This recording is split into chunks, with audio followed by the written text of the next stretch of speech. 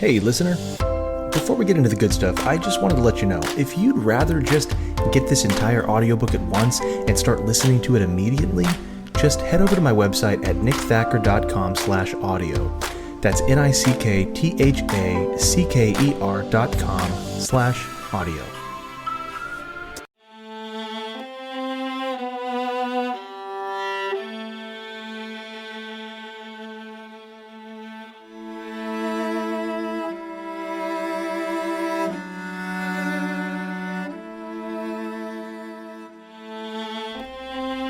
You're listening to The Atlantis Stone by me, Nick Thacker, read by my good friend Mike Vendetti.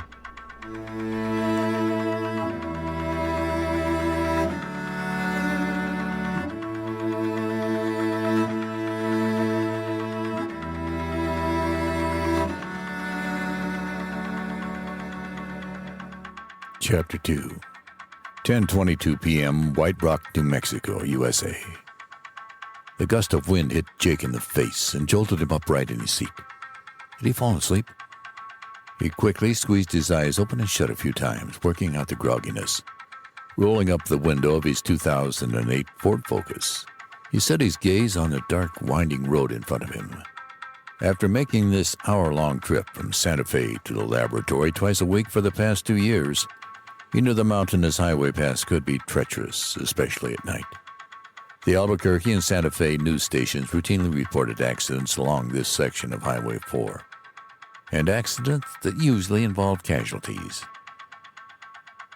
As the road ahead straightened out, Jake stole a glance toward the phone in his lap. Had he really been out of it enough to miss a call? With one hand on the wheel, he thumbed through his messages and tapped the number of the missed call.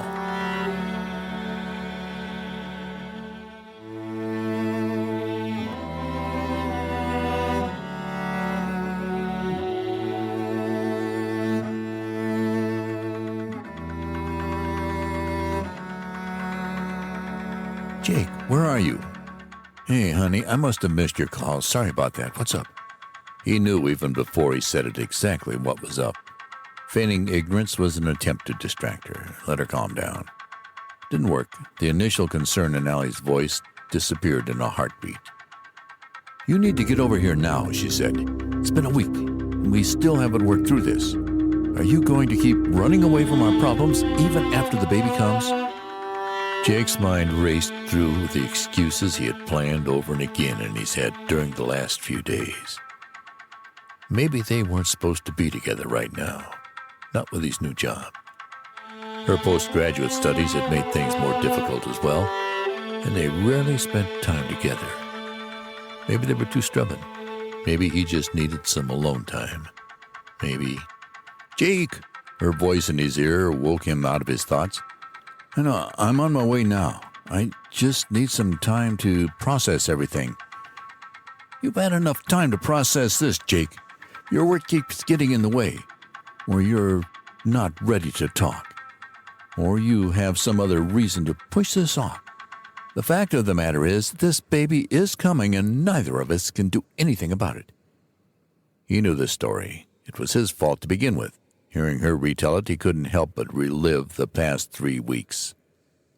The project at work, knowing she wouldn't understand, but longing to tell her everything and hope she would trust him. News of his father's death last month. Traveling to Arizona for the memorial with Allie, nearly 8 months pregnant.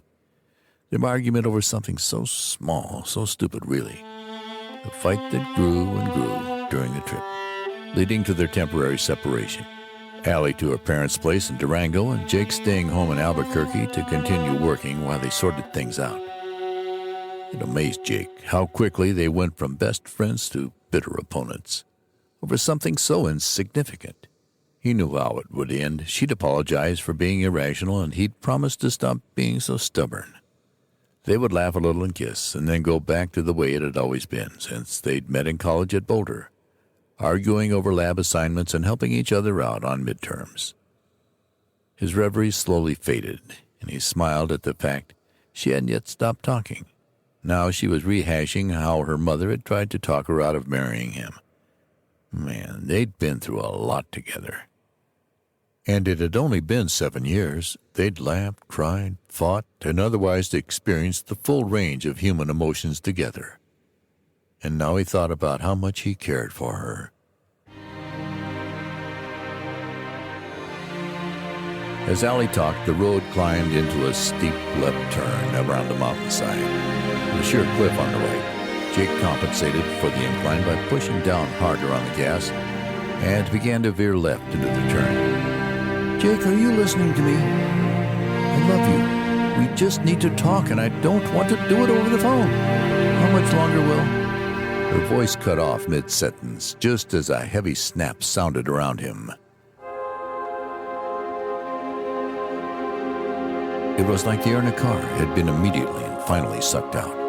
The resulting pressure change in the car even caused his ears to pop. What the hell?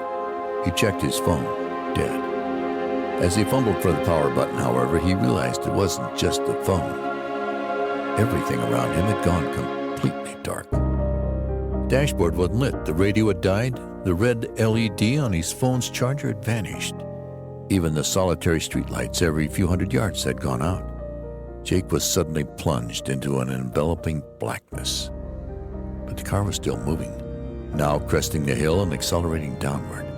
Jake pressed on the brake. The pedal slid easily to the floor. He tried the ignition and the power steering as well, but got nothing. It was as if the car, and everything around him, electronic or mechanical, had just shut off at once. He tried to stay calm, to focus on slowing the car, but gravity was against him. His palms started to sweat as he tried to picture the edge of the road, the slight shoulder with a rocky gorge beyond. Jake had driven this pass plenty of times, from home to the lab and back, but without headlights he couldn't see a thing. The right tires began to kick up gravel, and Jake pulled hard on the wheel, trying to compensate. He overcorrected, and it was too much.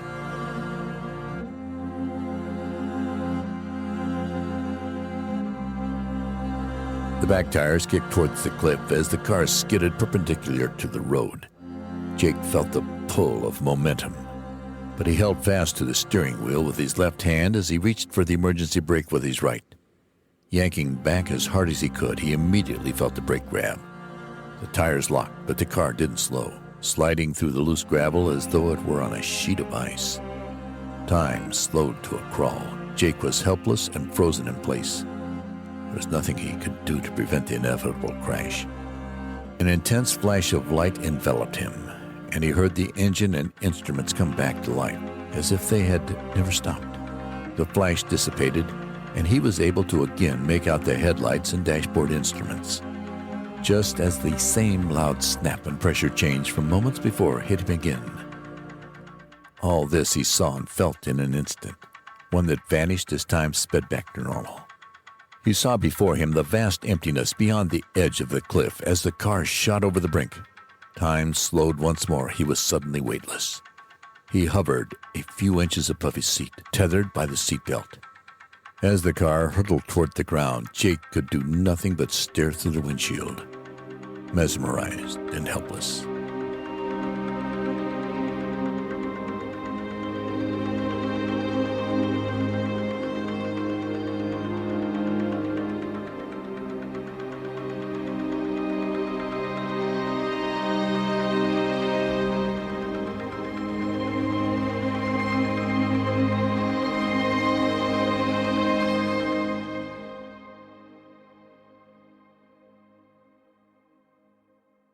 Chapter 3. 9:13 a.m., White Rock, New Mexico, USA. Cole's morning was shaping up to be one of the best he'd had in a while.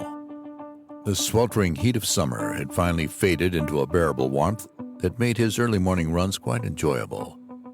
Throughout college, he'd slowly gained weight and gotten less fit, and as he continued to eat whatever and whenever he liked, he watched his high school football player's body morph into a middle-aged storehouse of excess flab. At 27, Cole finally decided this extra baggage was unacceptable. 14 months and 67 pounds later, Cole was well on his way to being more healthy and fit than he'd ever been. His parents were proud of his weight loss and fitness accomplishments, but they feared that Cole was too into his workouts, and his new lifestyle was going to consume him.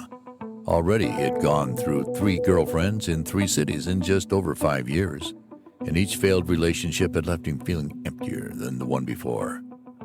But now, with just the open road to contend with, none of that mattered.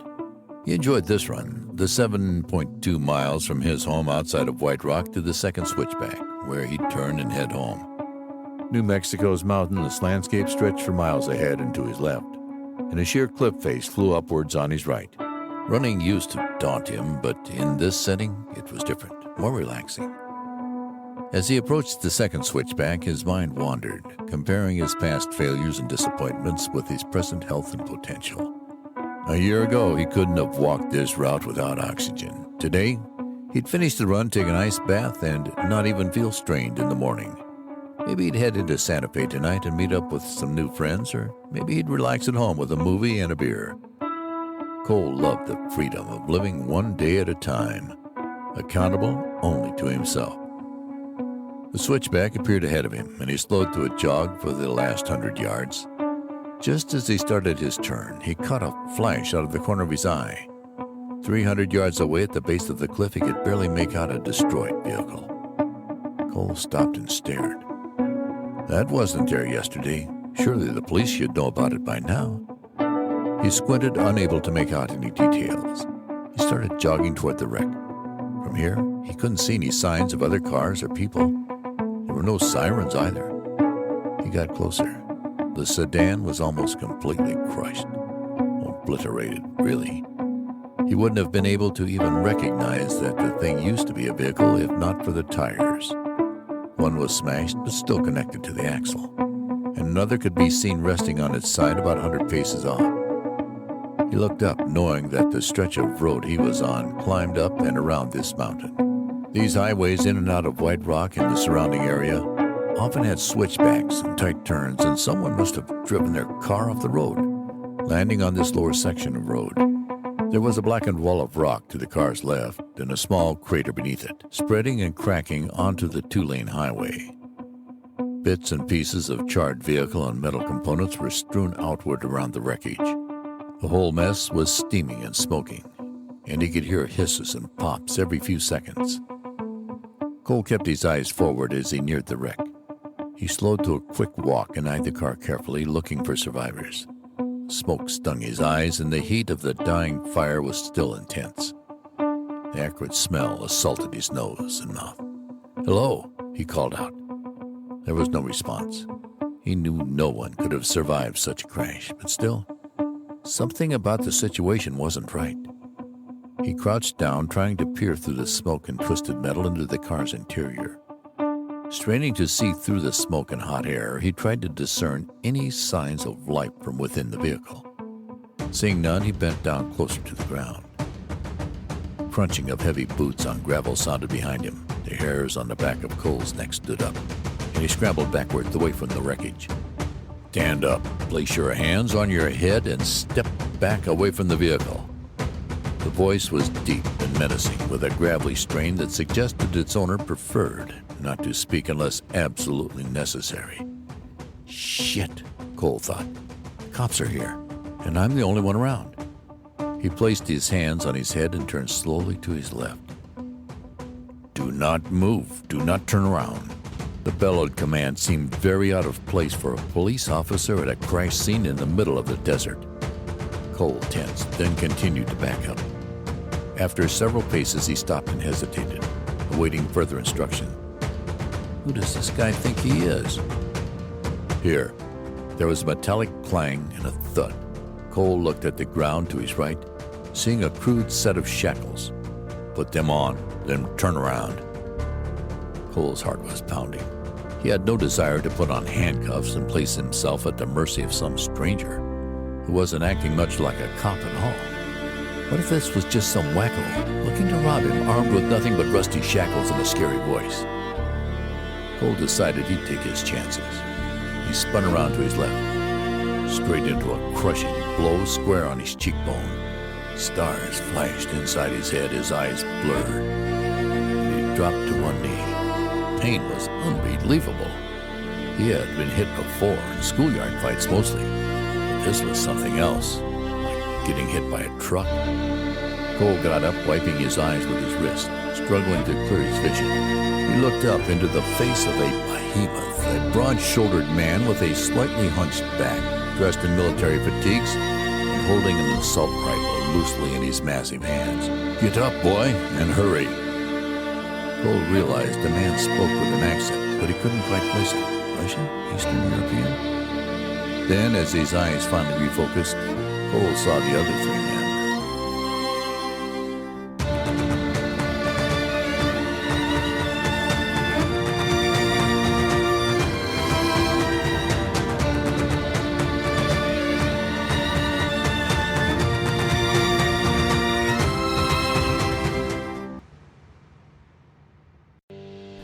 Hey, listener.